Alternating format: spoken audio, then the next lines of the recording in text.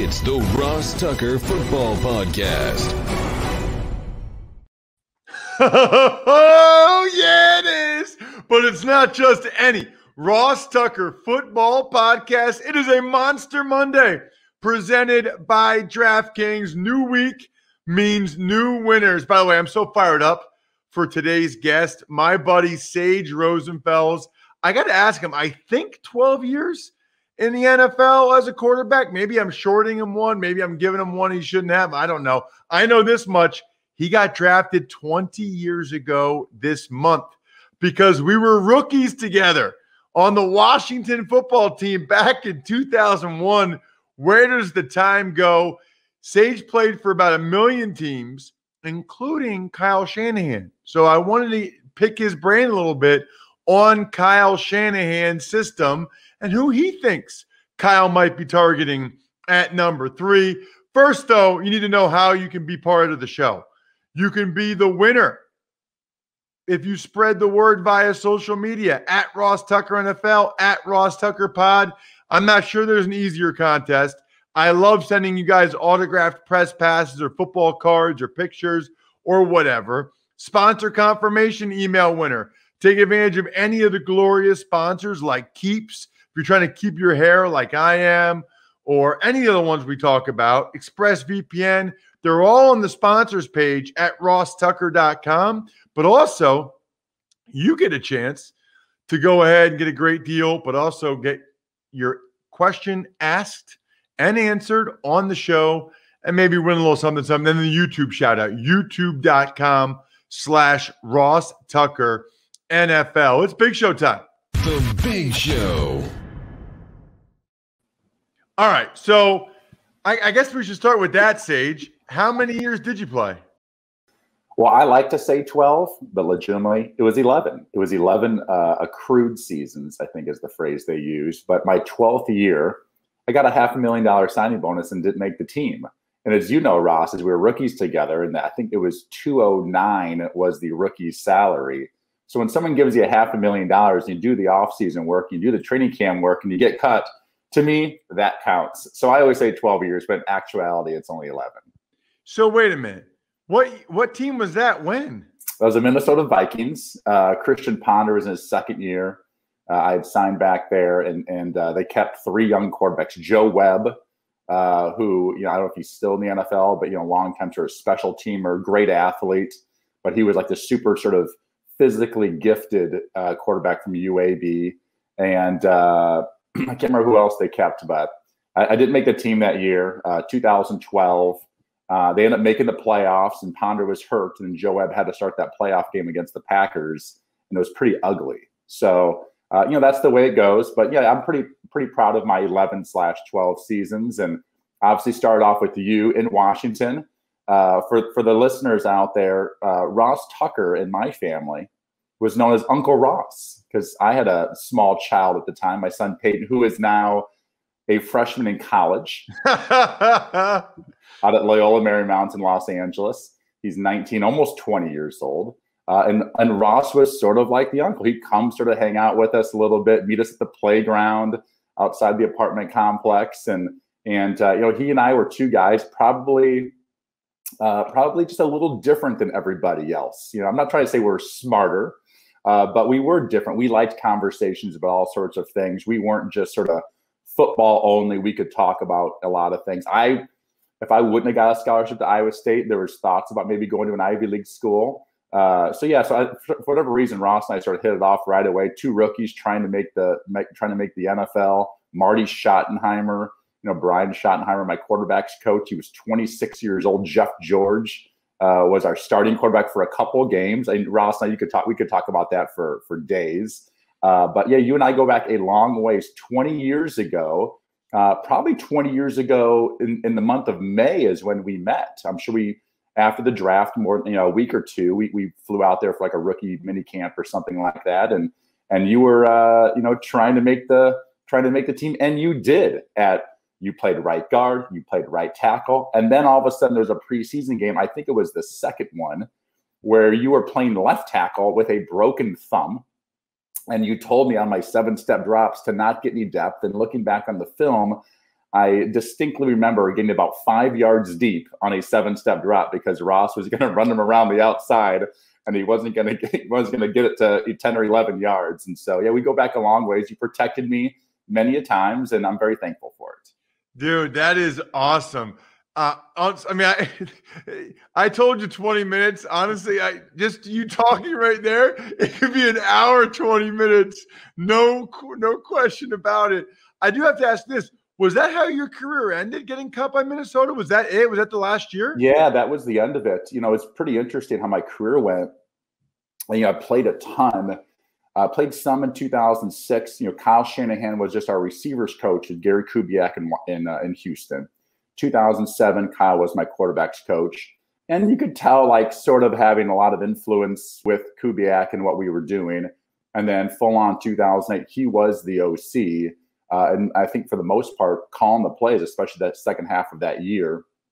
And I started 10 games in 2007, 2008. So I was starting to play a lot, years 7, 8, 9 in the NFL. And then, I went up to Minnesota, backed up Brett. I was hoping to start.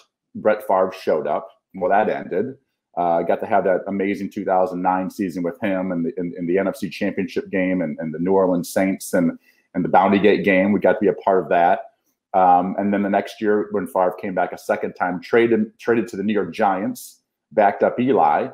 And then I went on IR the following year and sort of ended up in Minnesota and got cut. And that was the end of it. And what's amazing was in that 2007-8 seasons, I started 10 games and never threw an NFL pass after that in a regular season game.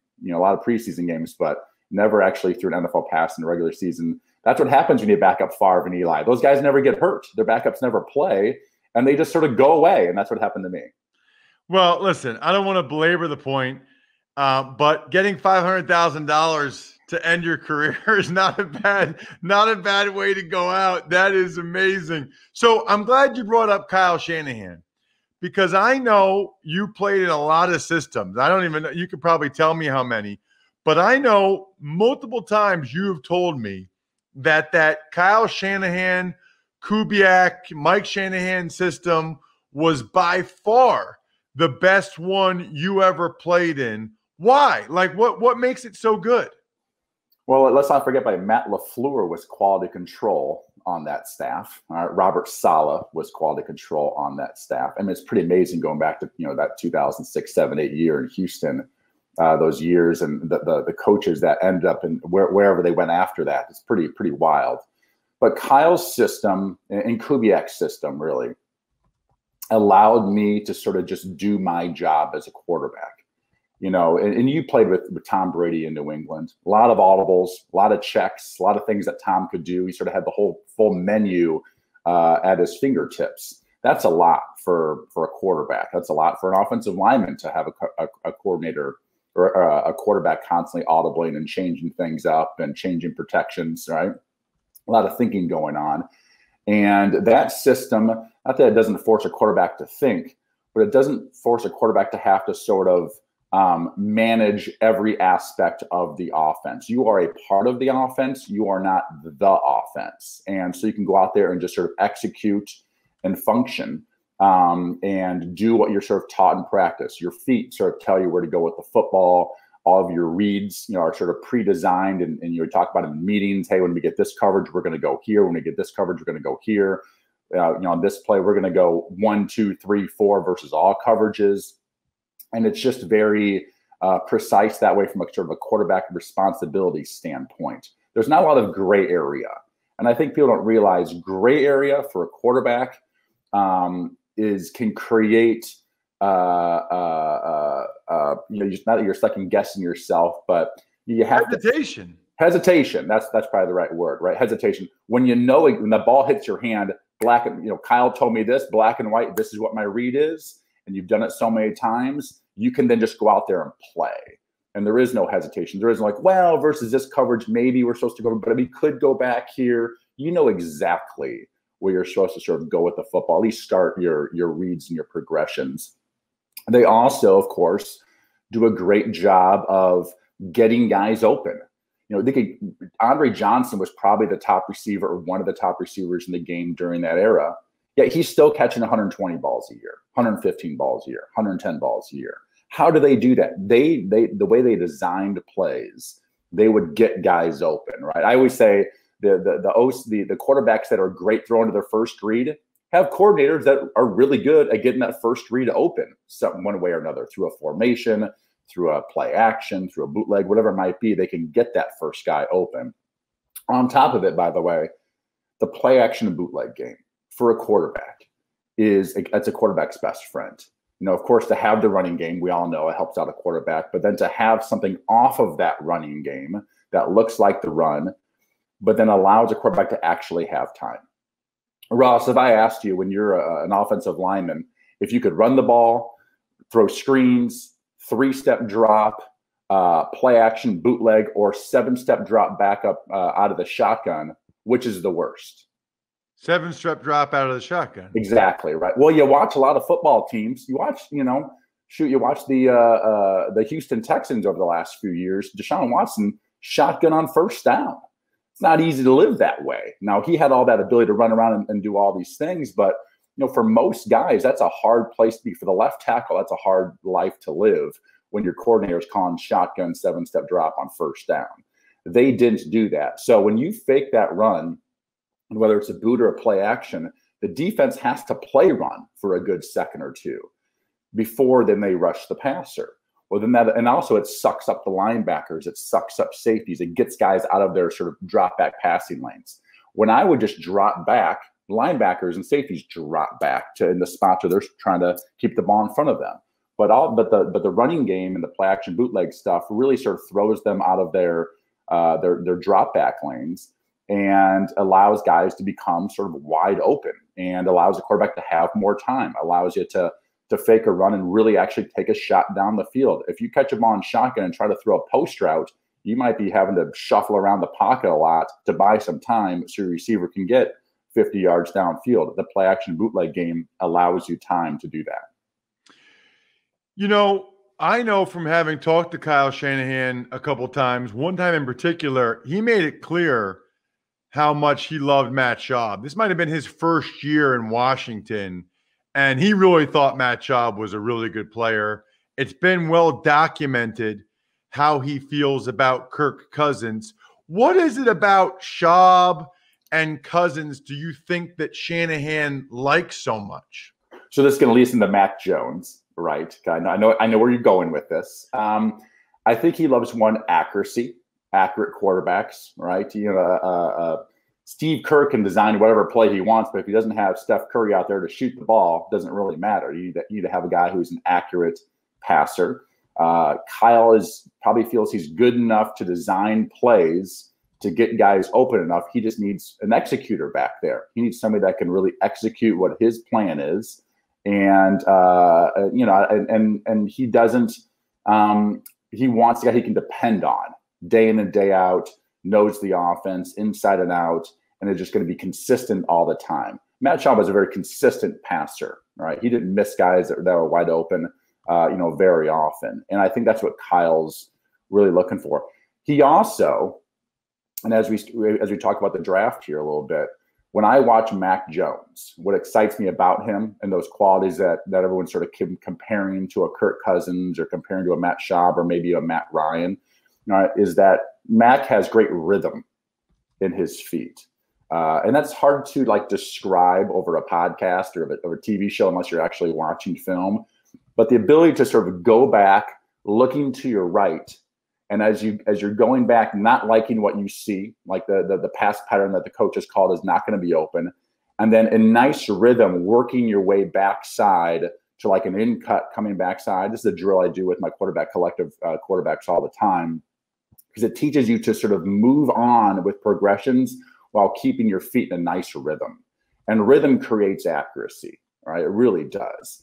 And Mac Jones does that. Kirk Cousins does that very well. Matt Schaub did that extremely well, of having this sort of nice rhythm in the pocket to sort of move on with your progressions. A lot of quarterbacks don't do that very well, in particular in college. They sincerely don't teach that in college football. They don't teach any sort of rhythm passing to sort of progress through your reads in that way. I watch enough film that I don't see that very often. And Kirk Cousins and Matt Schaub do it. So they're accurate and they have nice rhythm to sort of progress through the reads to end up finding somebody with this beautifully designed play that Kyle Shanahan or Matt LaFleur or Sean McVay has designed. Okay, so I don't want to put words in your mouth, Sage, but it sounds like you think that's who the Niners are going to draft at 3, or do you think it could be Justin Fields or Trey Lance? Well, about a week and a half ago, maybe 2 weeks, might have been like 2 weeks ago, I hadn't really watched Mac Jones, to be honest with you. I'm not one of these big draft gurus. Maybe I should get into that business more often. I know people just love the draft and they love the quarterbacks in the draft. And I'd watched a little bit of Mac Jones tape, and I just was like, I'm just not impressed. This guy, to really trade 2 to 3 first-round draft picks, I'm thinking you're going up for somebody special, like who has a very high ceiling, who has really special talents. And, go online and look up a picture of Mac Jones with his T-shirt off. You don't see special. You see a Ross Tucker is what you see. He's not like he's a physical specimen. He's not a runner. He's not fast. He doesn't have a big arm, right? He moves around pretty good, but he's not a great athlete. And so I thought to I tweeted like, Mac Jones is not going number 3. I didn't see that. I didn't see the top end window for Kyle or any offensive coordinator to sort of sell out for the next couple years for this guy who's sort of to me doesn't have a high ceiling. But when I went and watched the SEC championship the other day, about 4 or 5 days ago, I sat there and I was really sort of blown away by, again, like what I was talking about with Matt Schaub and Kirk Cousins. His accuracy obviously is very, very good, but his ability to sort of progress through the play with his feet and stay in rhythm and move around just a little bit, just enough to help out his offensive lineman. For a college player, I was really impressed. And a lot of times I not that I look down on a little bit, but the guys that play at Clemson, the guy that plays at Alabama, the guy that plays at Ohio State, they're dealing with the best players in college football against inferior opponents every single week. I mean, they do, they unless it's the championship game or a BCS game or something. So I always sort of go, did they make their team better? Like, did Alabama win because of Mac Jones? Did Alabama win because they probably have some of the best talent in college football, right? And so I always like the guys like a Drew Brees who goes to Purdue, who raises the level of everybody else. If you took Drew Brees off of Purdue, maybe they win 3 games in 2000. They definitely don't win the Rose Bowl, right? So Drew made them better, brought them to a whole nother level.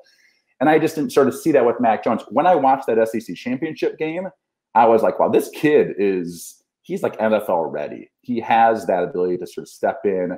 I can see him running Kyle's offense. I can see him run a Sean McVay, Matt LaFleur offense extremely well. His accuracy, his decision-making, that rhythm I was talking about, you could see that. And again, you don't see that in college football very often, somebody that's that far along. It's almost like he's 3 or 4 years along from a sort of footwork standpoint into the NFL as a, to-be rookie right now. So that sort of changed my opinion of like, well, maybe Mac Jones could be that guy. I don't know.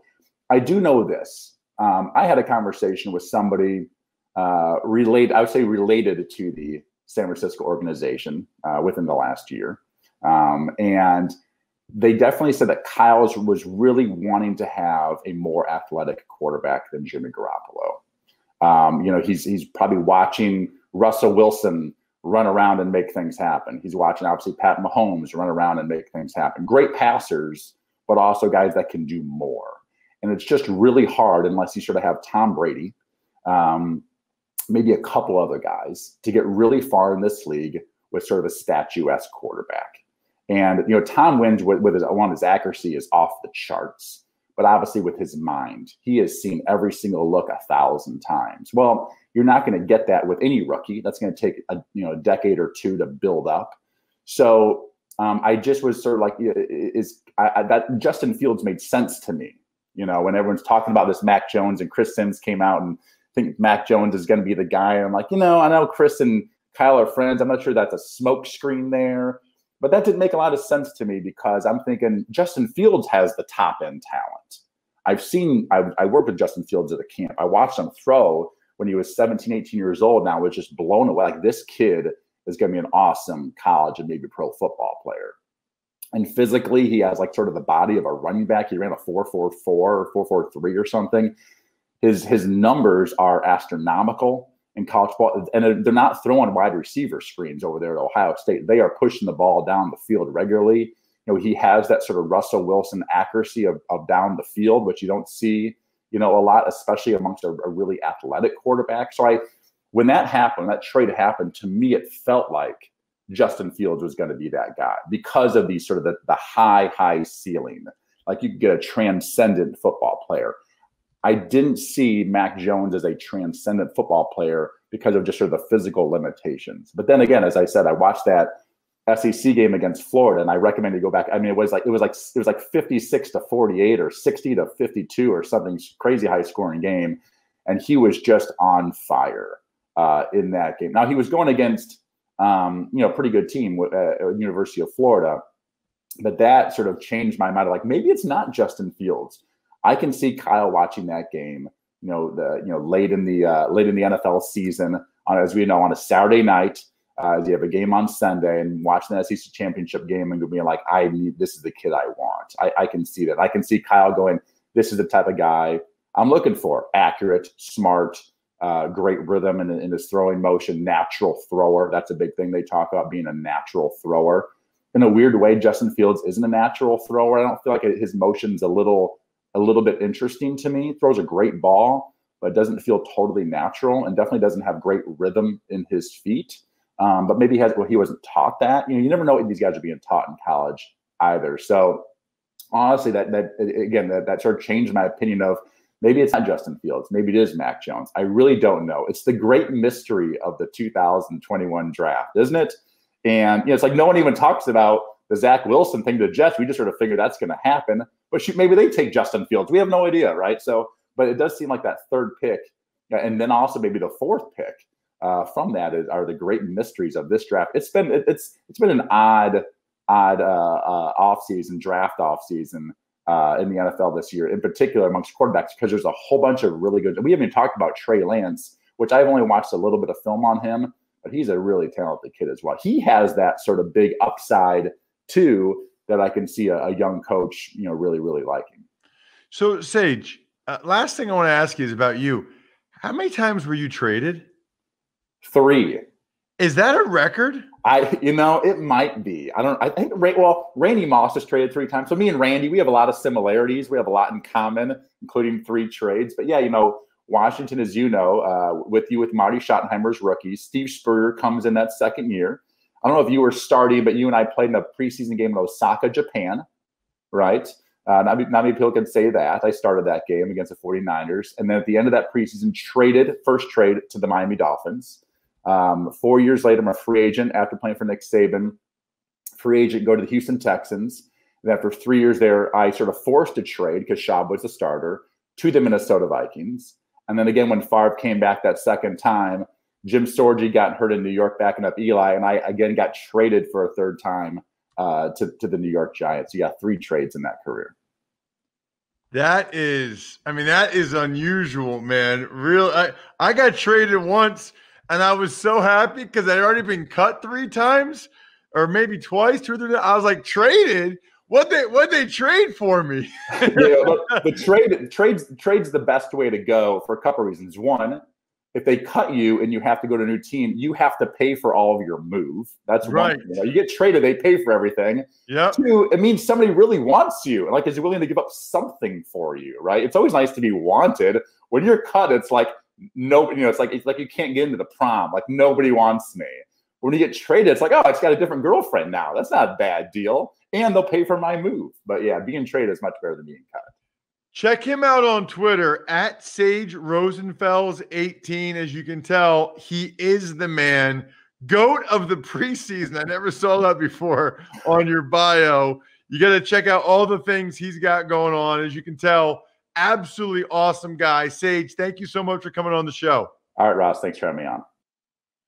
Man, honestly, I got to get him back again soon, really soon. That was awesome. Speaking of soon, UFC 261 is this weekend, and they've got 26-1 odds on either title contender to reign victorious. Masvidal, Usman, how about that? Just use code Ross to turn your $5 into $130 if the fighter of your choosing takes home the crown. Always DraftKings Sportsbook, always code Ross. Tuck's Takes. Hey, Ross, well, let's start with a story we talked about last Friday. Rams, Aaron Donald. His accuser apologized after the video shows Donald was actually a peacekeeper. You know, and what I don't like, Bri, is always the initial report gets a lot more attention than the apology or the cover-up or whatever, right? Whatever you want to call it.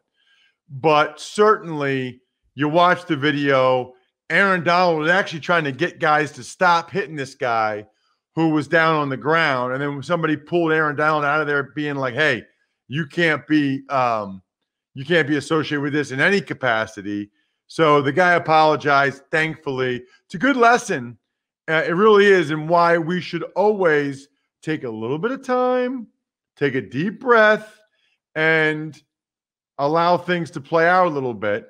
And I guess it's a good thing that they've got cameras a lot of places now, too. Tuck's Takes. On the transaction front, the Cleveland Browns released D-tackle Sheldon Richardson. That saves them $11 million on the cap. And cornerback J.C. Jackson signs his tender with the Patriots.